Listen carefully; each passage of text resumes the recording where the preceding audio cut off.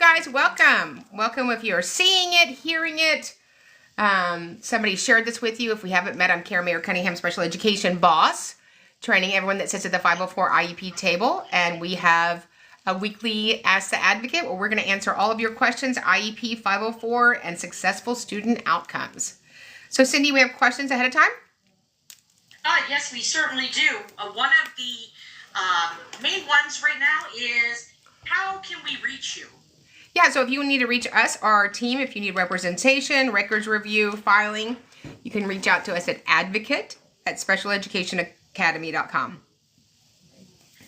Another one is, somebody heard that you have 2 lives coming up. They wanted to know if it's live in person or live virtual. Yeah, so we don't have any virtuals scheduled. We are very excited about having 2 lives in Melbourne, Florida. It's just outside of Orlando, June 7th and 8th, and July 19th and 20th. June 7th and 8th and July 19th and 20th, same location.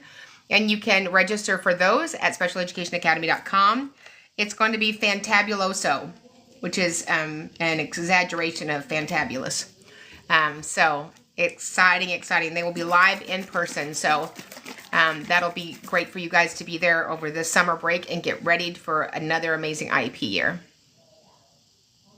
Gifter said, I haven't been here in a while. Can you give us an update on Katy ISD? Oh my goodness. God bless Katy ISD. And they just have a severe case of, you're kidding me, right? I don't know if you can get a vaccine for that. But they seem committed to solely having paraprofessionals that are not supervised deliver the special education minutes. And you and I both know that's never going to fly with me. Certainly, paraprofessionals are such an important part of the IEP process.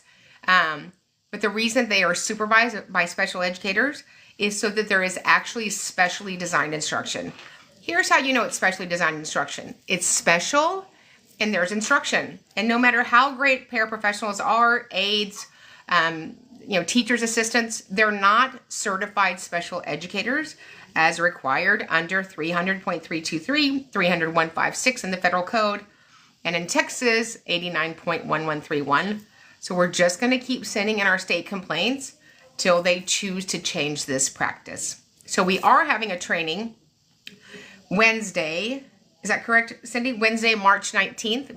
March 19th. Somebody will put it in the bottom. So whether you're in Seminole County, Brewster, New York, or the Kodiak Islands, or Katy, Texas, and they're not implementing the IEP correctly, then you can join us for a live training on how to fill out an effectual state complaint to bring about change. Because that's what we want. We want change. It's not about somebody getting in trouble. It's about change because these mispractices penalize students with disabilities.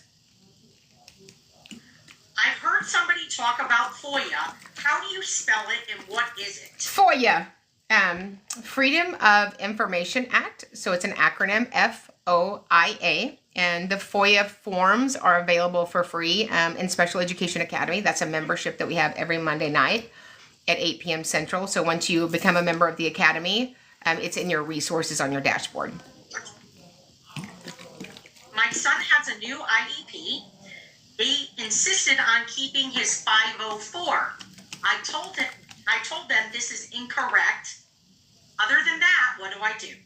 So he needs to be dismissed from his 504 plan because he has an IEP, an individualized education program. 2 different entities. So we're not having 504 meetings and IEP meetings in the year. Believe me, one is plenty. Thanks you guys for the gifts.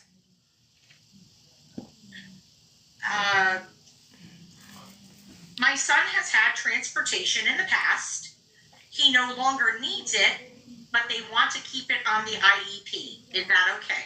Sure. So any related service that you're offering a family of a child with a disability is optional, right? Special education and related services are consensual. So transportation under IDEA is consensual. And so if parent does not consent to transportation, then we would just say in the document that the student meets eligibility for transportation as a related service, but parents decline the service at this time. Are complaints still being processed? I've heard the complaints aren't currently being processed. Well, I don't know what goofball told you that. We had an OCR interview a couple days ago. So everybody's at work at the Office of Civil Rights, helping out little children and people that have been discriminated based on their disabilities and denied their rights under the Rehabilitation Act of 1973. We haven't gotten any updates from our OT this year at all, and they have scheduled indirect hours. What are your thoughts on what I should do? Well, I'm allergic to indirect. I don't know what that means, indirect. The reason that we need related services and special education is so the student can benefit from them. I'm certainly a proponent of having both, right? Direct services for the student with a disability and then consult for the staff. But you are due the IEP as it was codified in the last annual IEP year. So don't choose to not receive those services, even if they have to come in a compensatory package. The next question about compensatory packages.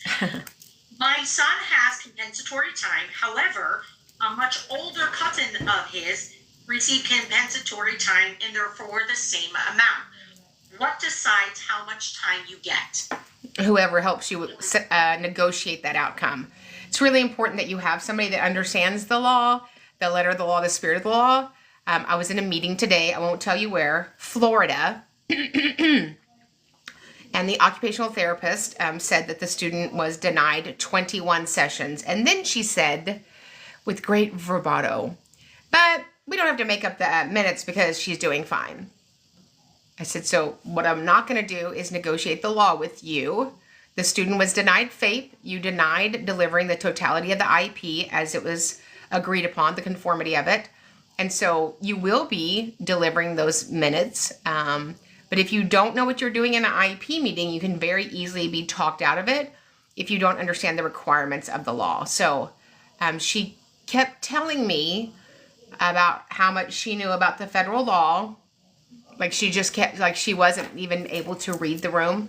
And I said, I really don't want to do this with a very young OT. And she says, what does my age have to do with that? I'm trying to, I don't know. I'm going to assume that your misinformation is because of your age.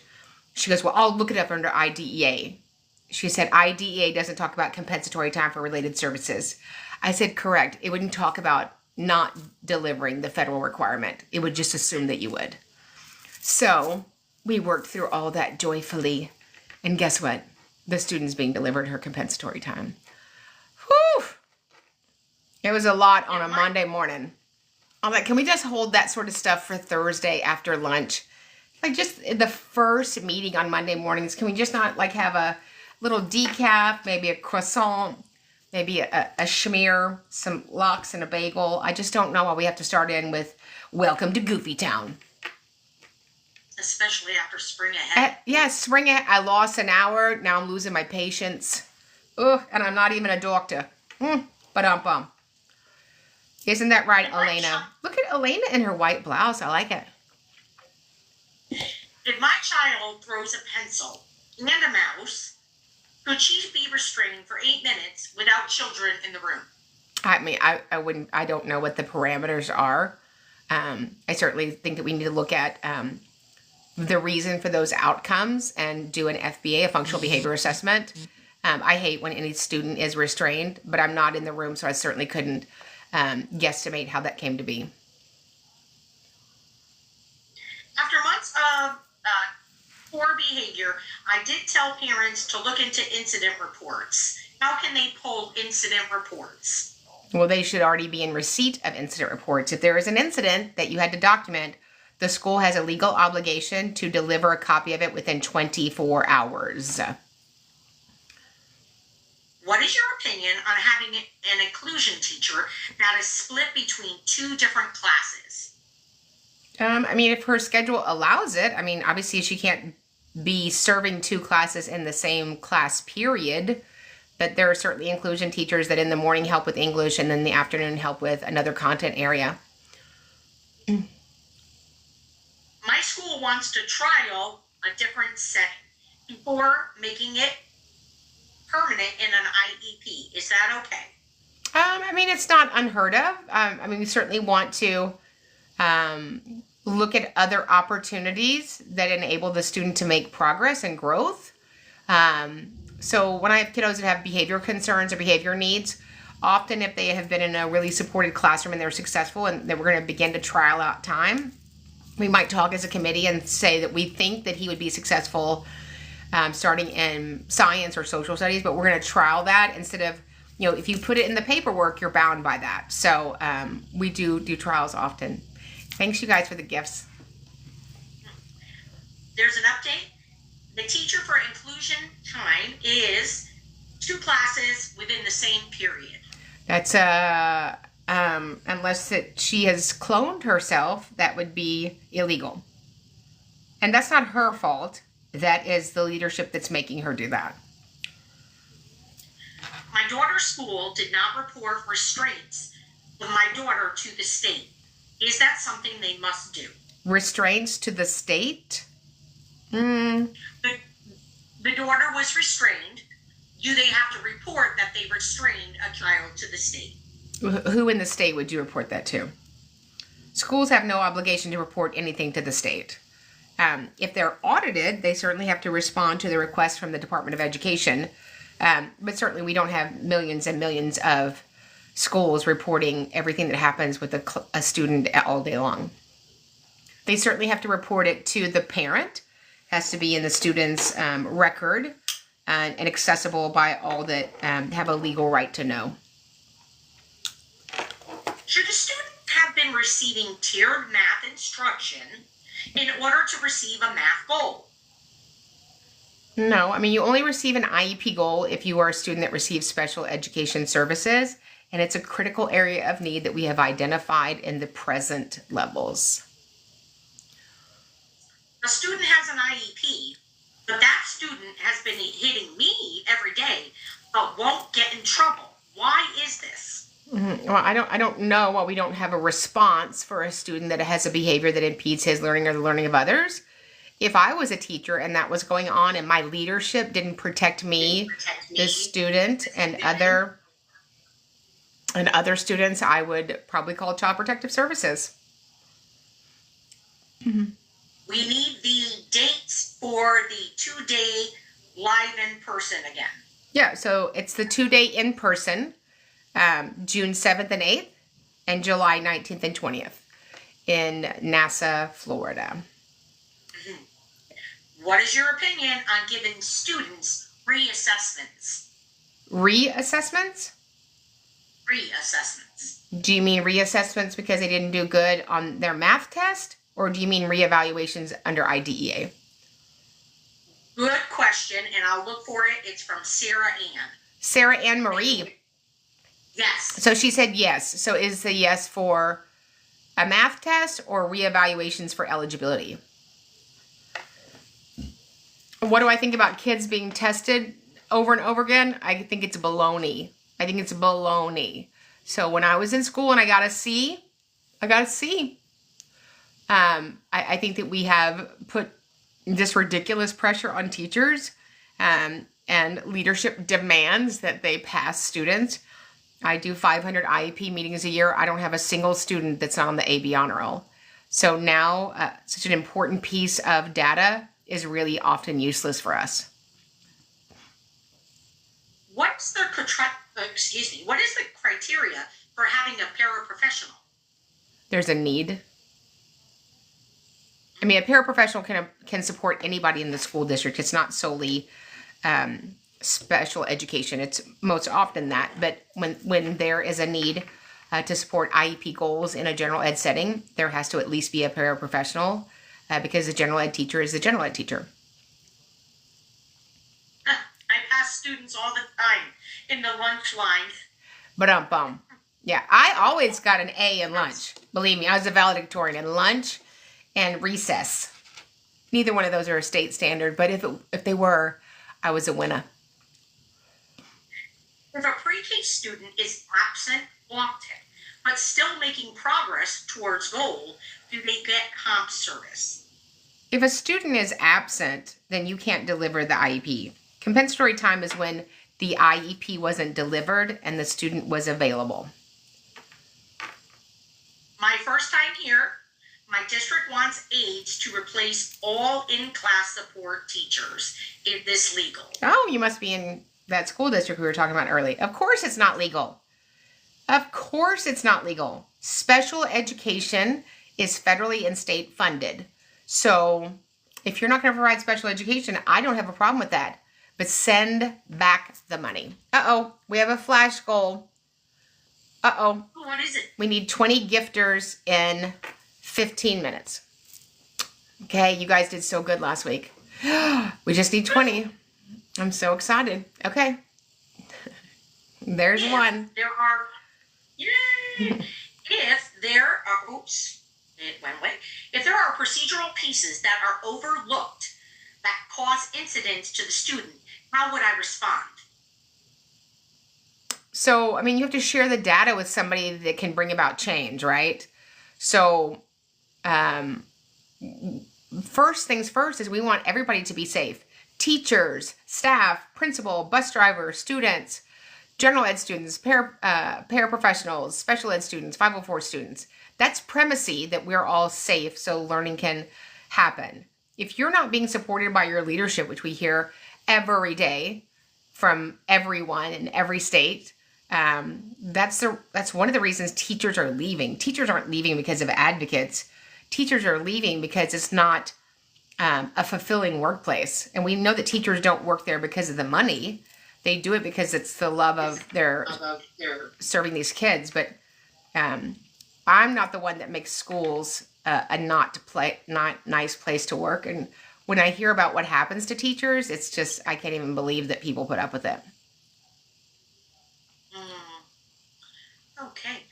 I would like to do that without offending the staff. Yeah, and I don't know what offending the staff means. When you're an educator or a paraprofessional or the principal, you have you're bound by ethics. You're bound by ethics. And so bad things continue when nobody will stand up for the truth. And I understand that because my job is to talk about uncomfortable truths in a way that people keep listening. Being uncomfortable is part of the human experience.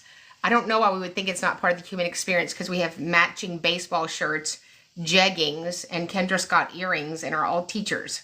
So tell the truth if we want change. The school gave my daughter's evaluation report to me with another child's name all throughout it. What can I do and what are your thoughts? Well, I would ask for a new evaluator to do all the new testing. That's unacceptable. Okay, we're up to 3 out of 20. And we have minutes left, so we need new gifters. Oh, good, there's Clarissa. Yes. And I see that some of them are different from ones that I've seen before, so I'm eager to see them. Ooh, is it legal in Texas to consolidate 2 different units into one classroom? Is it legal or is it appropriate? It's not illegal. There are many things that are completely wrong that aren't illegal.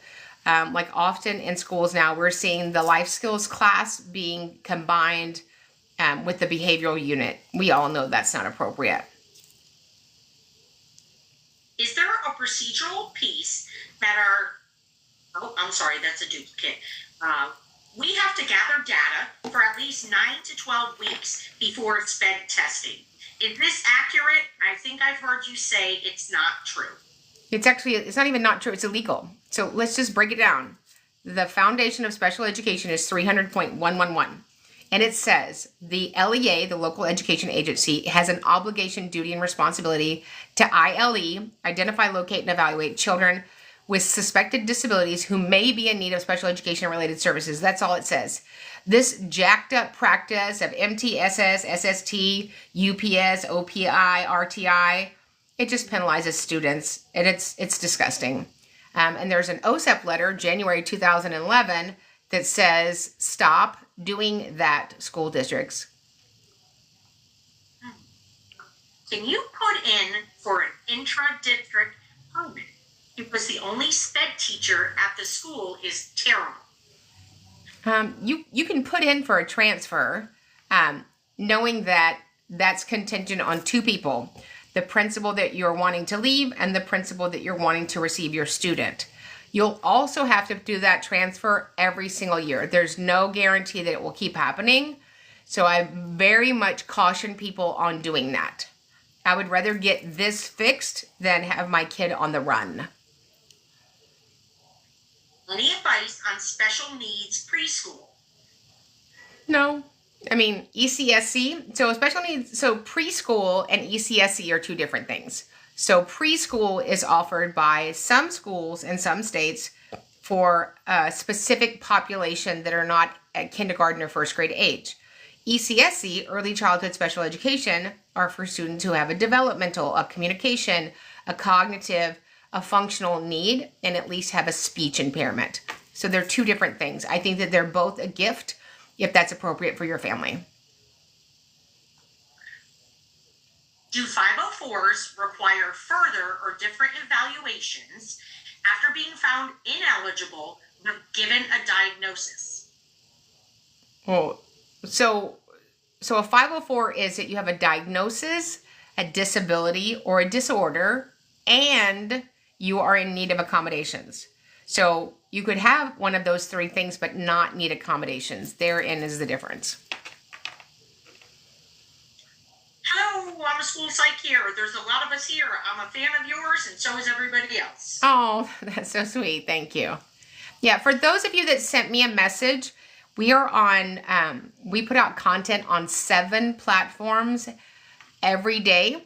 I would love to tell you that we get all of your messages. So the best way is just to send it straight to our office, which goes to our manager, and go send it to advocate at specialeducationacademy.com. We'll for sure get that. I need an advocate. I don't want just any advocate. How do I get you or someone like you? So if you want myself or one of our partner advocates that are full-time, you would email us at advocate@specialeducationacademy.com. We are ridiculously amazing. RA. The school won't give me any raw data sheets like you told us to get. What do I do now? The director said she would be, quote unquote, in touch. She hasn't touched me yet. She hasn't touched me yet. So I would send her the statute 300.613 that requires that you release records to parents. I wouldn't ask the school for it, and I wouldn't ask the special ed director. I would take a FOIA request, the form that we have in Special Education Academy under resources, fill it out, 2 of them. I would drive them to wherever legal is at your school district, county, or city with my driver's license and say, this is day 1. I am requesting my students' records. And then that starts a timeline for 45 calendar days. Someone would like to know, what is your name? It is Karen Mayer Cunningham. So far, it's Karen Mayer Cunningham. If there's another husband, I'm just going to add on the last name. Have you ever been to the driver's license plates? Do school districts need to do an IEP for a student with a medical diagnosis? No. They need to do an IEP testing if they suspect a disability that impacts them in a way that they'll need special education. Can you tell me where to find info about needing an SI qualification for ECSE? I don't know where you would find that specific information. There'll be, each state has their own state statutes. But that's always been the driving eligibility, even when it was PPCD, preschool preparation for children with disabilities. All of those students, which also needs to be a factor if you're deciding if that's right for them, because it is not a language-rich environment. All of them have a speech impairment, and the speech pathologist pushes in and provides services. Someone would like to know about your training. They can't attend the 2-day live. What other things do you have? Yeah, so we have a myriad of digital products. So we have the 2-day intensive, it's just on demand. And so you purchase it and you have it, and you can have Karen ringing in your ears forever and ever and ever. And then we have digital products about state filings, federal filings, how to write an IEP, whichever components that you need to have more training on. I just got my son tested. I have a scheduled ARD on the 16th. What should I ask? Well, you probably don't have one on the 16th because that would be Sunday. But that means that you are in Texas if you have an ARD, an admission review and dismissal. So I would ask for, but you're probably on break right now, but I would ask for a full draft copy of the IEP document, full draft copy of the IEP document, not just parts of it. Without the full draft copy of the IEP document, it's unlikely that I'll be able to fully participate and be informed, and we may have to reschedule. So I certainly have the draft document ahead of time. And then write your questions down about the evaluation, the present levels, the goals, the accommodations, the least restrictive environment, and the placement. Oh, I love this one. Do you think para-educators should be paid more? I think we need to redistribute the money in school districts. I saw a training the other day that used to, 30 years ago, it was one teacher to one administrator. And now nationally it's one teacher to 4.3 administrators. We need to get people out of administrating, whatever that means, and into working with children. And all my teachers just said, amen. Amen. When I was little, I got help when I was struggling. I noticed that my child doesn't get help because he's not on the 504 or in special education. Why is this? I mean, I don't know. Have you done special education testing? That's going to be the first thing that you need to do. Here's the truth. Administration can make or break an environment. Yep. Mm-hmm. Is it legal for a special education teacher to provide specialized academic services without education? Well, the service is an education. So special education is education. So whether it's functional, communicative, vision, hearing, emotional, social, vocational, all of those are part of the education process. Let's see. The school won't give me any raw data. Oh, that is asked again. I apologize. Our SPED teacher isn't working full days, and paras are pulling most of the groups. Are IEPs then being followed? So it's not about whether or not being followed. They're not qualified to do it. So I really like people, but I'm not qualified to do brain surgery. I'm not qualified to start an IV. I'm not qualified to diagnose what's wrong with your engine. But people that have been trained to do that can do that. So unless you're going to file a state complaint, which we have trainings on, we have a state complaint digital training that you can invest in. We have federal complaint trainings you can invest in. If you're not going to file on those things, I promise you, listen to me, nothing is going to change. So when good people do nothing at a legal level to bring about change, everything's going to stay the same. It's not, the schools are not going to stop that practice if they've put it in place. A student is in regular education with maximum resource. Is it legal to move that student to adapted curriculum without a meeting? So there's no such thing as maximum resource. That's like hairspray or lipstick. You can have as much as you want. It's not called adapted curriculum. It's an alternative curriculum, right? It's a functional curriculum. And you have to assess the student's critical needs and what are their unique circumstances. I would certainly be very cautious before I did that and make sure that we have delivered special education in the least restricted environment, and it has not been successful. Somebody said, where is she located? She is located in Houston, Texas. If I'm the she, there might be other she's. There might be she's everywhere. You're the she. The she. Is it mandatory to keep written data for FA students? SA students?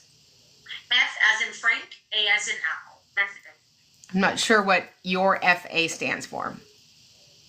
Maybe Chantel? I mean, I think it's functional academics, but that's I don't like to assume unless it's about my first husband. But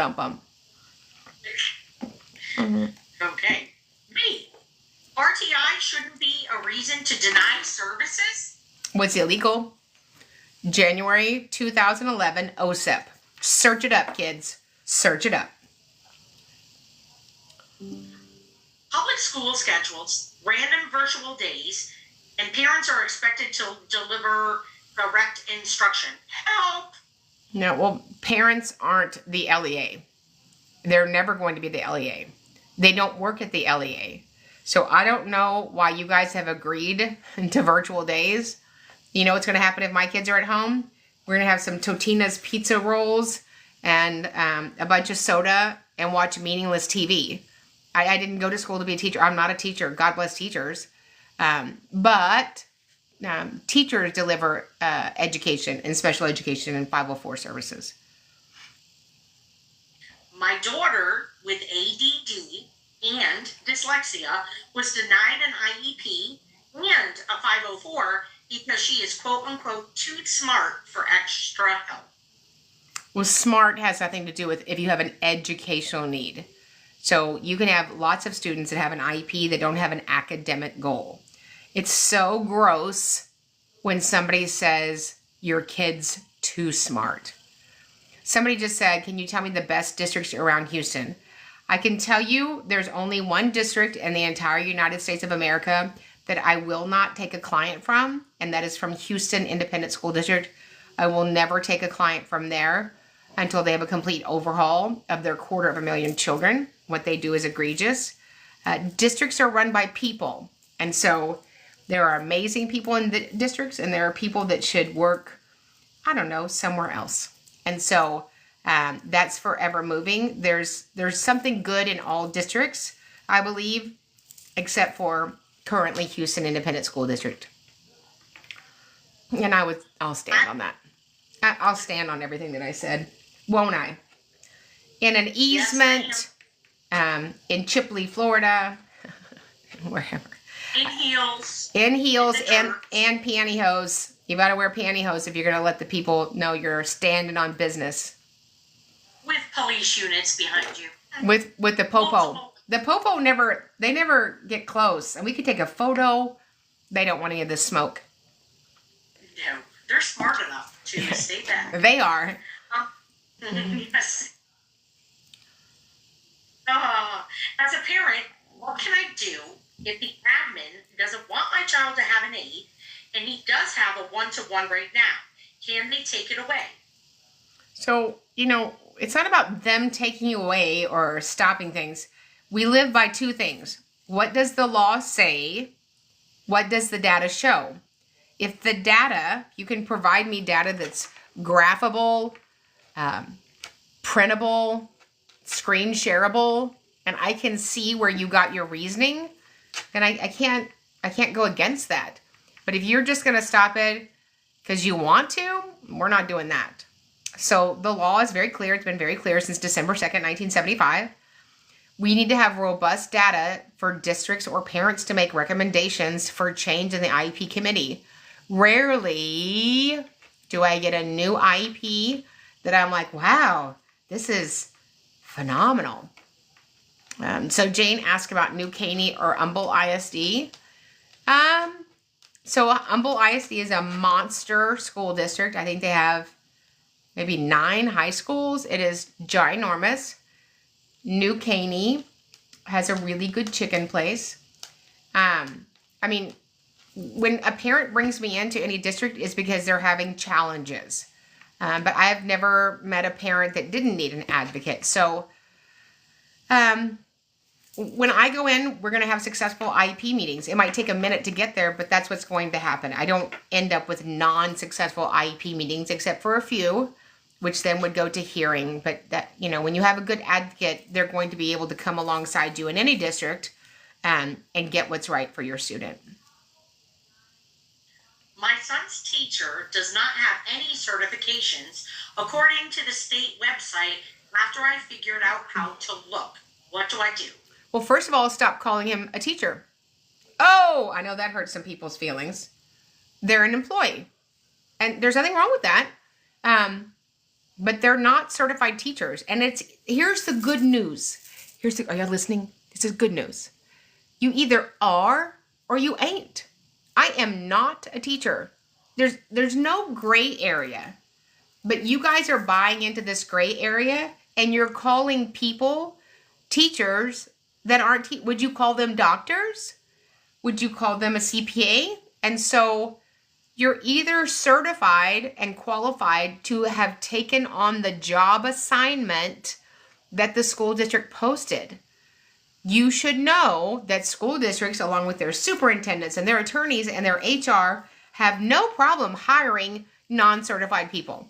They have no problem putting people in danger. They have no problem denying kids an education, and they're doing it all day long. So I would think if I was a human and I accepted a job, that my school district knew that I qualified for that role. But that's not always the case. Please tell me the website again where I can get digital repertoire. Oh, our website is specialeducationacademy.com. Repertoire. That's it. I feel like that's like I'm going to do a plie. The repertoire. Oh, I might be able to plie, but I won't be able to get plie up. No, I'll be plied. I'm plied out. How long can a school trial a reverse mainstream for a student before talking about other placements? So there's no such thing as, we've just made some reverse mainstream. The word mainstream is not in IDEA. Reverse, inverse, upside down, left, northwest. We have a requirement called the least restrictive environment. And we are charged with educating students with disabilities to the maximum extent possible with their non-disabled peers. Nowhere in that section, statute, or regulation does it say the word general ed. It doesn't say that. So we are constantly looking at, is this setting appropriate based on the student's unique circumstances? I'm learning more here than I have in the last 4 years, says Sarah Ann Marie. Oh, good. That's why we do this. We want you guys to be even smarter pants. And as we all know better, we have an opportunity to serve kids at the highest level. We just care about one thing in Special Education Academy: successful student outcomes. And when we get it right for the child, we get it right for everybody. And when we don't have it right for the child, it's not right for anybody. What is the academy? Life-changing. So it's weekly professional development, every 7 days, year-round, so that you can address your needs as they're happening. What you don't get back is time. And when you get out of a legal IEP meeting, you can't go around and ask your friends for a couple months and fix it. So you need this to be fully trained in your rights as a teacher, as a parent. Over 3/4 of the people that we serve are actually educators, because there is no education that's substantive given to teachers about the delivery of special education, their obligations, and their duties. I have to know the rest of this question. My son started kindergarten, and his school said that he has to do general education before he can, and it ended. Before he can, he doesn't have to do anything. He doesn't have to do anything. We are obligated to educate students in public schools. We need to get rid of the have to and get back to work. Like, stop. That is when you pull out your pool noodle from the Dollar General and whack people. I mean, just like in your mind. You don't actually do it. Yes, I recommend an advocate for IEP meetings. You are going into a legal setting, and here's what we hear from parents. I don't want anybody to not like me. This is not about liking you or not liking you. If your child was going back for surgery and some guy goes, I've seen this done on TV before, wish me luck, would you let them take your child back? No. And I know that a medical intervention and an educational intervention are equal. And we are believing in people because they have a certification that they have knowledge about that area of the law. I assumed in 1997, when I started this process with my child, that the special educator in front of me knew special education law, that the principal in front of me knew special education law, that anybody in that room, diagnostician, LSSP, social worker, knew special education law. They don't.